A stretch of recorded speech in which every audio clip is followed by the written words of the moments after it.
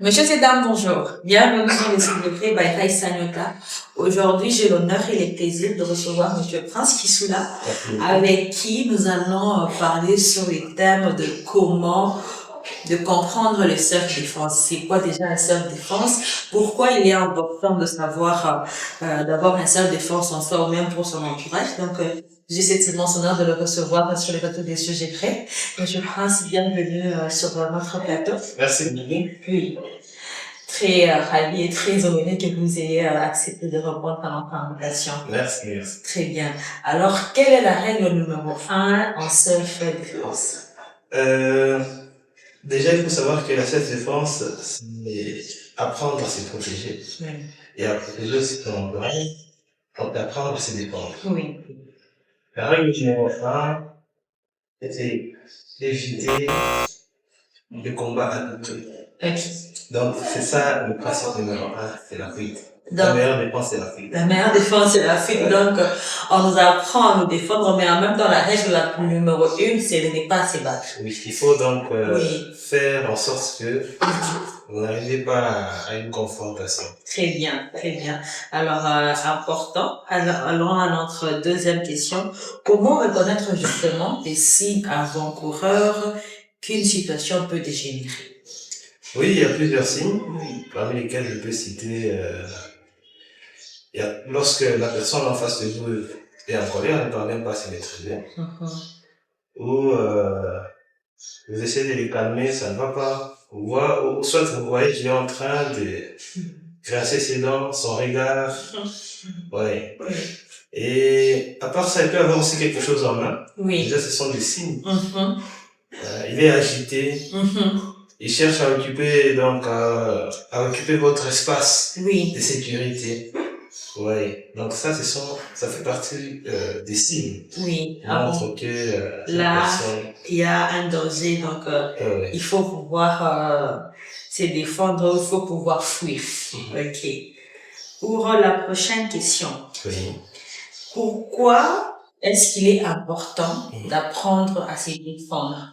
Et quels sont les points ou les trois zones d'un corps humain qui sont vulnérables, ou même quand on ne sait pas se battre, quand j'appuie sur le pas, là, je peux maîtriser l'autre.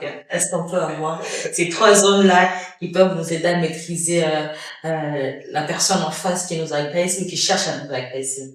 Ah, il n'y a pas de souci. Donc, déjà là, ce sont des leçons qui sont transmises en direct. Là. Merci beaucoup. C'est pourquoi nous sommes honorés de vous avoir sur notre plateau. Il est très important d'apprendre la self-défense. Oui.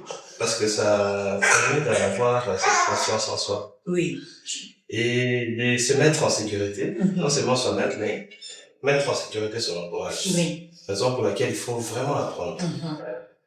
Nous avons plusieurs zones où on peut toucher et ça fait mal. Ça fait mal, ok, très bien, très bien. Bon, généralement, dans mon livre, dans les livres exactement, très bon livre d'ailleurs. Je vous recommande d'aller les lire. Il vous apprend beaucoup. Nous avons les points vitaux, les points sensibles. Donc, les points sensibles sont des points où, quand on touche, ça fait très mal. Et les points vitaux, ce sont des points où on peut toucher, ça peut soit donner la mort, soit ça peut amener quelqu'un à l'inconscience. Très bien. Donc, je vais quand même donner quelques points rapidement qui pourront vous permettre en situation d'agression de neutraliser, parce que le but aussi c'est de neutraliser quand la situation devient incontrôlable et non de tuer. Exactement, non, toujours on n'a pas ce point-là. Donc, on peut attaquer les yeux. Oh, c'est pas vital ça. Les yeux, ok, très parce bien. Parce que quand quelqu'un voit, il sait comment gérer la situation. Très vrai. Quand on ne voit pas, on ne sait pas comment lancer les coups. Ok, très bien. Hormis ça, il y a la gorge. Mais monsieur Prince, ça fait mal. C'est des points qui font mal, c'est des points qui arrivent vraiment à maîtriser la personne en face. Et pourquoi la gorge? Non, la gorge parce que ça implique la voie respiratoire. Ah, Donc, ok. parce que dans les livres, là, vous allez trouver beaucoup plus de détails. Les zones qui impliquent la vision, la respiration, la mobilité. Très bien. Oui. Ok, ça c'est la deuxième zone. Donc la première zone, les yeux. La deuxième, la gorge. Et c'est quoi la troisième zone? On peut dire les bijoux familiales. Oh! Que ce soit chez les hommes ou chez les femmes? Que ce soit chez les hommes, les femmes. Ah bon? Et comment chez les femmes? Je suis curieuse de savoir. En tout cas. Non, mais je suis curieuse de savoir en 2-3 phrases si on peut comprendre. Ce sont des zones où il y a des terminaisons nerveuses. Oui. Donc, généralement, ces zones-là sont très sensibles et vraiment, ça fait mal. Oh, juste un coup de poing ou... Oui. Ah, ok, d'accord. Question de vite. Oui, de vite maîtriser.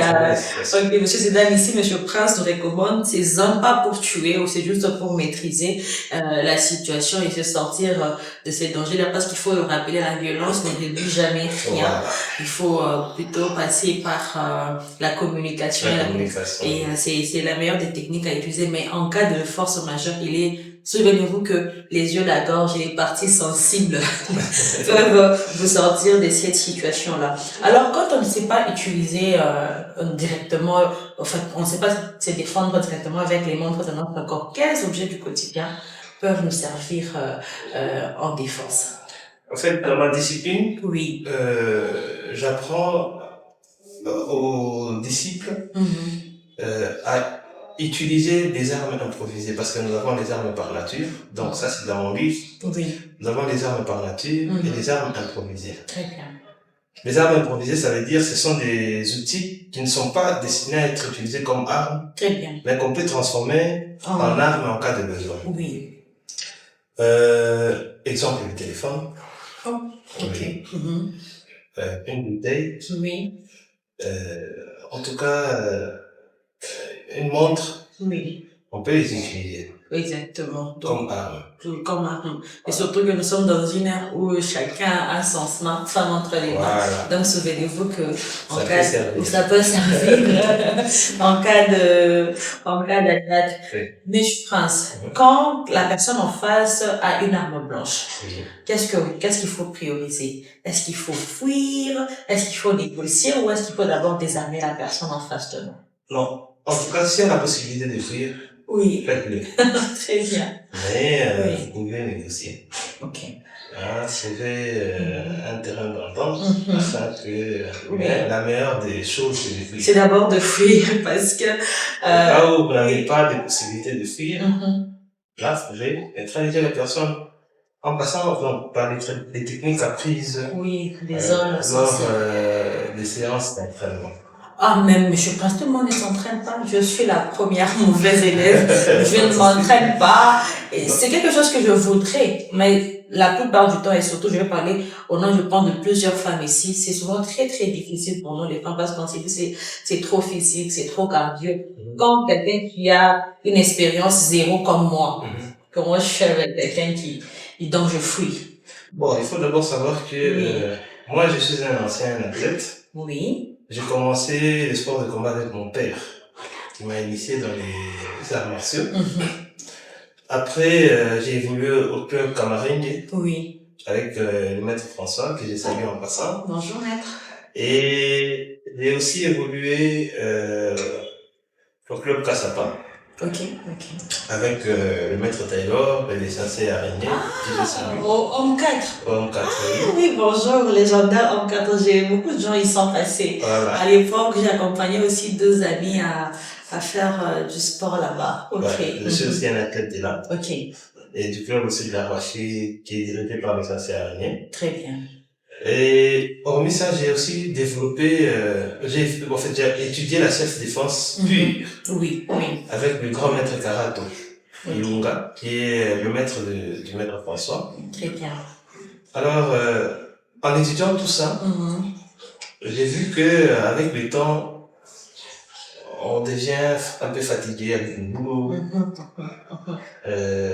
Il y a d'autres, parce qu'on travaille à l'époque avec les filles, comme chez nous, toutes les filles sont pratiquant des arts martiaux. C'est vrai. Oui. Oh, c'est très bien.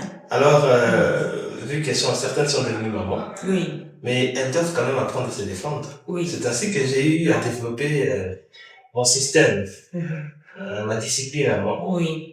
Ça permet à tout le monde, même si vous n'aviez jamais pratiqué de sport de combat, facilement vous pouvez vous en sortir en cas de situation d'agression. Très bien, très bien.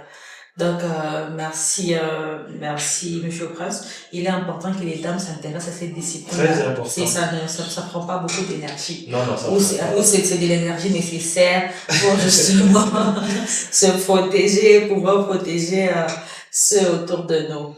Non, en tout cas, il est très important. Oui. Parce que, vous voyez, quand vous apprenez cette discipline, ce n'est pas dire qu'il faut seulement apprendre à cogner les gens. Non. Il peut arriver que vous trébuchez. Mais on vous apprend aussi à chuter. Ah, oui. Ouais.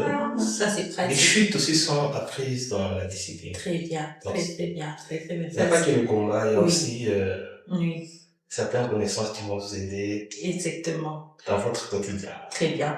Donc, parce qu'ici, nous parlons de self-défense, est-ce que vous pouvez d'abord, dans un premier temps, me dire c'est quoi la légitime défense?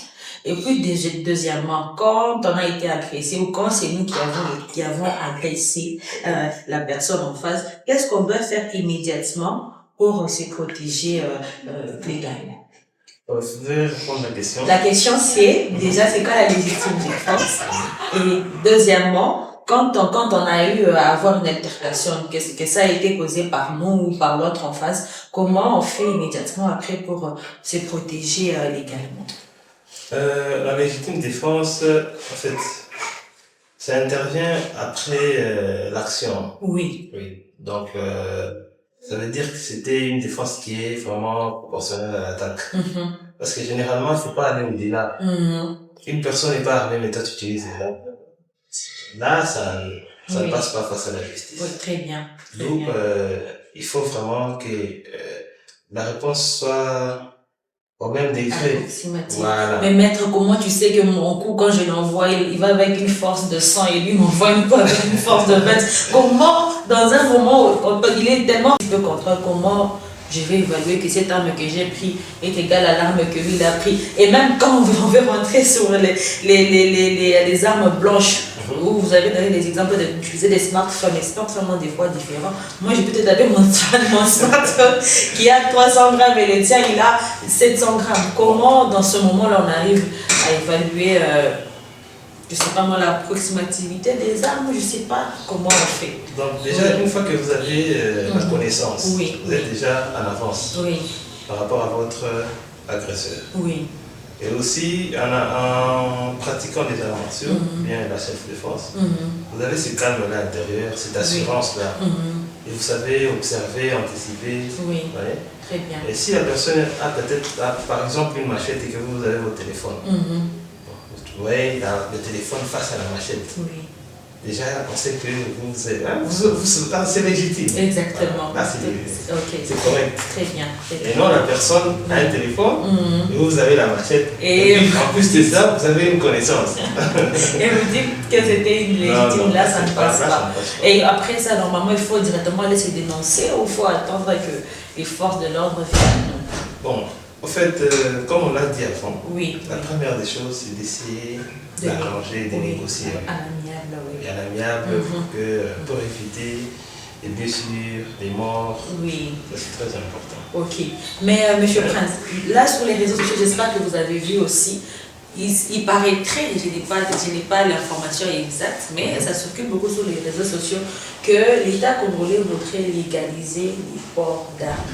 Est-ce une bonne idée ou c'est quoi votre avis sur cette question? Bon, en tout cas, ça dépend. Ça dépend de chaque personne. Parce qu'il y a certaines personnes qui sont peut-être, qui ont été victimes d'agressions à plusieurs reprises. Oui. Alors, pour eux, ils jugent bon que la meilleure façon, bien, ils habitent très loin de la ville. Le temps que l'intervention arrive, c'est un peu trop tard. Oui. Bien, ils ont eu des expériences un peu compliquées. Alors, pour eux, ils peuvent s'en procurer. C'est pas du tout mal, mais Il faut bien l'utiliser. Surtout ça.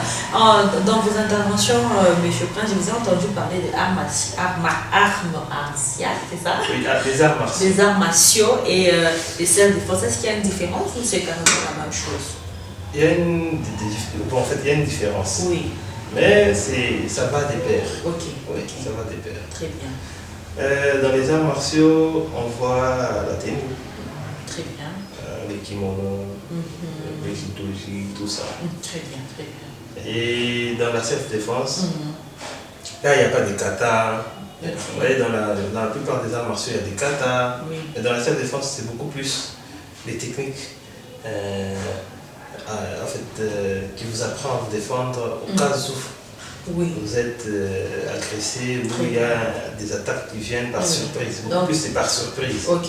Donc, c'est ce que je peux dire en d'autres termes, c'est que les arts martiaux, c'est comme un sport. Et c'est un sport C'est un et la sport. défense, c'est ce qui devrait être les quotidiens de toute personne, que De vous soyez toute personne, sportive ou pas. ouais. Ah, ok, d'accord. En tout cas, très bien. Merci, M. Prince. Je vous en prie. J'ai été très honorée de vous avoir sur ce plateau de Merci Sujets Faits. beaucoup, merci. Vous revenez quand vous voulez, mais avant de finir, est-ce que vous-même vous formez des gens et si oui, où est-ce qu'on peut vous contacter et où est-ce qu'on peut vous trouver? En tout cas, j'ai eu à former beaucoup de gens. Oui. Actuellement, je continue toujours à former, Ok, beaucoup plus à Lubumbashi. très bien. Ici, je suis en train d'envisager aussi avec le temps comment créer quelque chose pour les Oui. enfants d'équipe aussi. En tout cas, ça serait très Mais il y a bien. aussi un groupe WhatsApp Oui, où il y a plusieurs sportifs, notamment des anciens catcheurs, des anciens lutteurs, oui. des gens qui ont pratiqué le jiu-jitsu, le judo. On partage nos expériences. Très bien. Je veux partager le lien. Bien Ceux sûr. qui sont intéressés peuvent aussi intégrer. Avec plaisir, intégrez-moi de maintenant et on partagera les liens à ceux qui sont intéressés. Parce que M. Zedam, comme M. Prince a dit, le self-défense, c'est une affaire de tout le monde. Sportif ou pas, il faut apprendre et ça vous protège de beaucoup. Merci M. Prince. Merci Vous beaucoup. revenez sur le plateau des sujets vrais quand vous voulez, ça sera toujours un plaisir et un honneur. Merci beaucoup. Merci.